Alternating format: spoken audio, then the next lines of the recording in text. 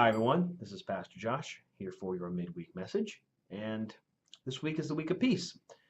Um, Last week was the week of love, as we talked about it. And this week is kind of a continuation of last week's sermon in some ways.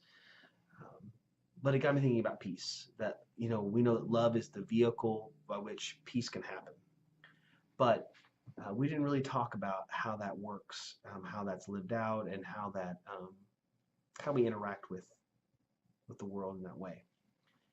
And it got me thinking about, I heard this song, it's an old song, we all know it, about let there be peace. And, let there be peace on earth and let it begin with me. It was kind of, I don't know, it hit me because I was listening to it. I was really taking in the words. And there was just something about it, that there was something about this song that was very touching, and it is such a solemn song, but it's such a great song. That let there be peace on earth, and let this be the moment now to take each moment, to live each moment in peace eternally. Let there be peace on earth, and let it begin with me. And I could read all the verses to you. They're great.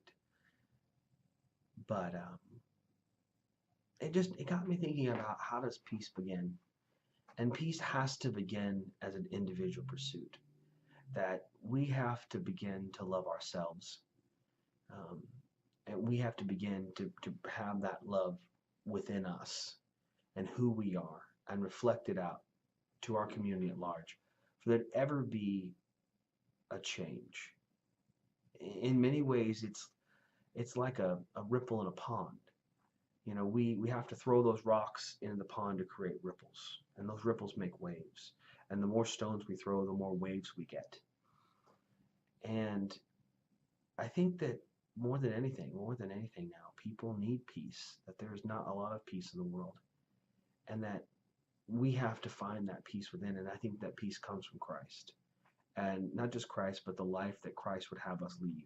That life is, in many ways, it can be violent. In many ways, it can be difficult. In many ways, it can be stressful. That it is countercultural.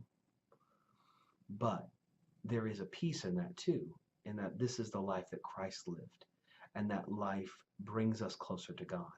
And that as we encounter the divine, as we and God meet, there is peace there. There is peace on that holy mountain.